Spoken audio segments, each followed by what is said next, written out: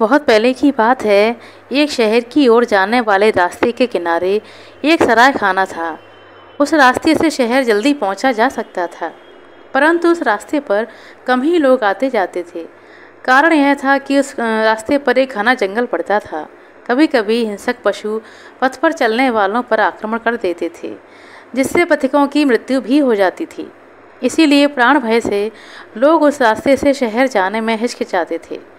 जिन्हें बहुत ज़रूरी या बहुत जल्दी जाना होता था, वे ही उस रास्ते से जान हथेली पर लेकर शहर जाते थे। उस सड़क पर अधिक आवागमन नहीं था, इसलिए सराय खाने में बहुत कम लोग ठहरते थे। सराय खाने का मालिक अक्सर बैठकर मक्खी ही मारा करता था। सराय खाने का मालिक अच्छा आदमी था। उसका हृदय दया का सागर था। सराय खाने में आने वालों से वह बहुत अच्छा व्यवहार करता था और उनके आदर सत्कार में कोई कमी नहीं रखता था। सराय खाने में रहने खाने के उपरांत अगर किसी के पास पूरा पैसा नहीं होता, तब भी वह व्यक्ति कभी उसके साथ बुरा व्यवहार नहीं करता था। कुछ गरीब वहाँ आते। जब वे समय पर उचित पैसा नहीं दे पाते, तब सराय खाने का मालिक उनसे कुछ काम करवा लेता। एक दिन एक पथिक सराय खाने में रहने के लिए आया। उसका नाम था सामंत। वह जाति का कुमार था। मिट्टी की हांडी, कलसी आदि बनाकर बेचा करता था। वह सराय खाने में आकर भोजन आदि करके रात में वहीं सो गया। सुबह लोग चलने से पहले सराय वाले को पैसे देते थे, परंतु उस कुमार के पास पैसे तो थे नहीं। सामंत ने सुना था कि सराय वाला अत्यंत उदार व्यक्ति है। कोई उसका गुणगान करे तो वह बहुत खुश हो जाता है। तब रुपए पैसे के लिए जुल्म नहीं करता है। सुबह सराय से निकलने के समय सामंत ने सराय वाले से कहा, सब लोग आपका गुणगान करते हैं। मैंने भी देखा है कि आप बहुत अच्छे व्यक्ति हैं। ग्राहकों की सेवा अपने लोगों की तरह ही करते हैं। साधारणतः ऐसा कहीं देखा नहीं जाता। आपको देने के लिए मेरे पास पैसे नहीं हैं, पर कुछ कम दामी मिट्टी के पात्र हैं, लेकिन उनसे आपका पूरा पैसा नहीं हो पाएगा। मेरे पास कुछ रंगीन खड़िया मिट्टी के टुकड़े हैं, वह सब सामान मैं आपको दे सकता हूँ। सामंत के मुख से अपनी प्रशंसा सुनकर सराय वाला मंत्रमुग्ध हो गया। उसने कहा, मुझे इन सब चीज़ों की ज़रूरत नहीं है भाई। तुम्हारे पास पैसे नहीं हैं तो क्या हुआ, तुम जा सकते हो। सामंत ने कहा, रंगीन खड़िया मिट्टी आप रख लें। ये जादुई खड़िया मिट्टी है। बहुत अद्भुत कार्य होते हैं इसके द्वारा।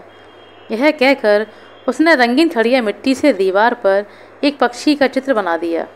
पक्षी की देह पर विभिन्न प्रकार के रंग लगाने से देखा गया कि वह एक मयूर बन गया है। तस्वीर देखकर सराय वाला बोला, बहुत सुंदर तस्वीर बनाई है तुमने, बिल्कुल मोर जैसी तस्वीर है। सामंत बोला, और क्या क्या हो सकता है, आगे देखिए। इस तस्वीर वाले मयूर को मैं जीवित करके दिखाऊंगा। यह कहकर उसने तस्वीर की ओर देखकर 2 बार ताली बजाई। आश्चर्य, ताली बजाने के साथ ही तस्वीर जीवित हो उठी। मोर अपनी गर्दन को इधर उधर घुमाने लगा।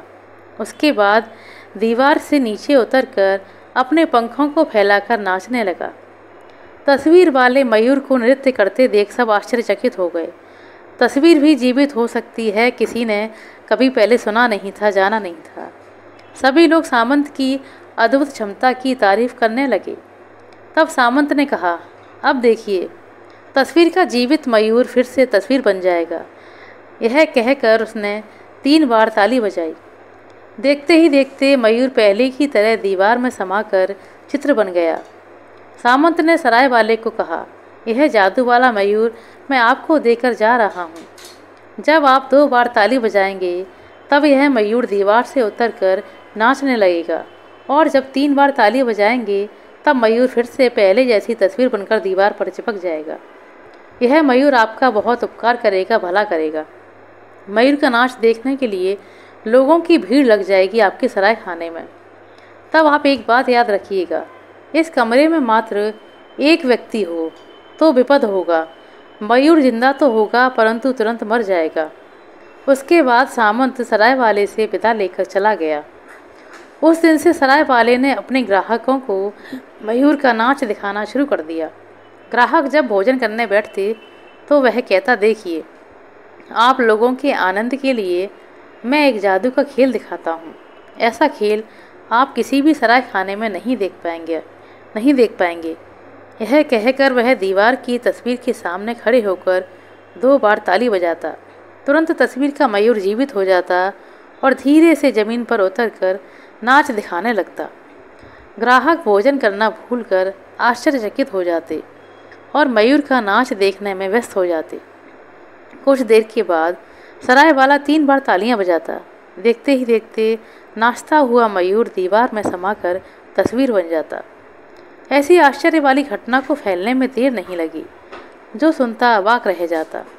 दिन प्रतिदिन सराय खाने में लोगों की भीड़ बढ़ने लगी। सब जादुई मयूर का नृत्य देखने के लिए आते थे।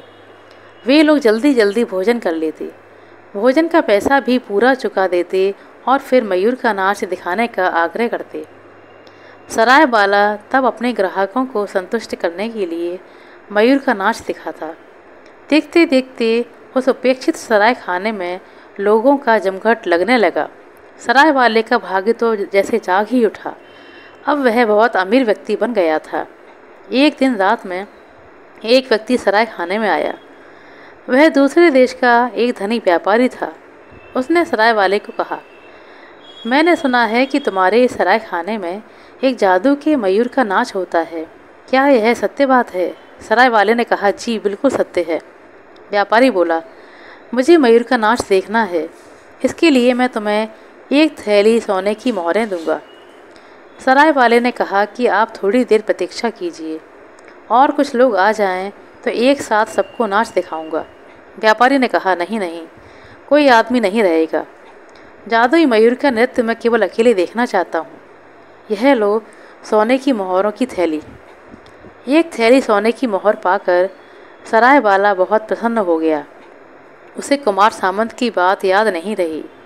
उसने व्यापारी से कहा, आप बैठिए, मैं अभी आपको मयूर का नाच दिखाता हूँ। यह आप जो दीवार पर मयूर की तस्वीर देख रहे हैं, मैं उसे जिंदा कर दूंगा और उसके बाद वह घूम घूम कर नाचेगा। यह कहकर उसने 2 बार ताली बजाई। तभी तस्वीर वाला मयूर हिलने डुलने लगा, लेकिन वह कूदकर जमीन पर नहीं उतरा। ऐसा लग रहा था कि मानो हिलने डुलने में उस मोर को बहुत कष्ट हो रहा था। धीरे धीरे अत्यंत कष्टपूर्वक वह जमीन पर उतरा, परंतु नाच ना सका। खड़े खड़े वह थर थर काँपने लगा और फिर एक तरफ लुढ़ककर उसने प्राण त्याग दिए।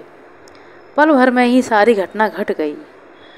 मयूर दीवार में समाकर एक तस्वीर बनकर रह गया। व्यापारी ने झट से सराय वाले के हाथ से मोहर वाली थैली छीन ली और क्रोध से चिल्लाता हुआ बोला, यही है तुम्हारा मयूर नाच? यही दिखाने के लिए 1 थैली सोने की मोहर ले लिए तुमने? मुझे क्या तुमने एकदम मूर्ख समझा है? यह कहकर वह सराय खाने से निकल कर तेज कदमों से बाहर चला गया। सराय खाने को कुमार सामंत की बात याद आ गई। वह अपना सिर पीट पीट कर कहने लगा, हाय, क्यों मैंने सोने की मोहर का लालच दिखाया। कुमार सामंत ने मुझे एक व्यक्ति के सामने मयूर का नाच दिखाने के लिए मना किया था। उसकी बात अनसुनी कर कर मैंने अपने सर्वनाश को आमंत्रित किया। हाय, अब कोई ग्राहक मेरे सराय खाने में फिर से नहीं आएगा। सराय वाले ने बड़ी आशा के साथ कई बार ताली बजाई, पर तस्वीर वाला मयूर जीवित नहीं हुआ। रात बहुत बीत गई। सराय वाला गहरी नींद में था। तभी एक बांसुरी की आवाज़ सुनकर उसकी नींद टूट गई। इतनी रात को उसके दरवाजे पर कौन बांसुरी बजा रहा है, यह देखने के लिए वह दरवाज़ा खोलकर बाहर निकला। देखा तो वही सामंत बांसुरी बजा रहा है। खुले दरवाजे से वह भीतर आया और मयूर की तस्वीर के पास खड़े होकर बांसुरी बजाने लगा।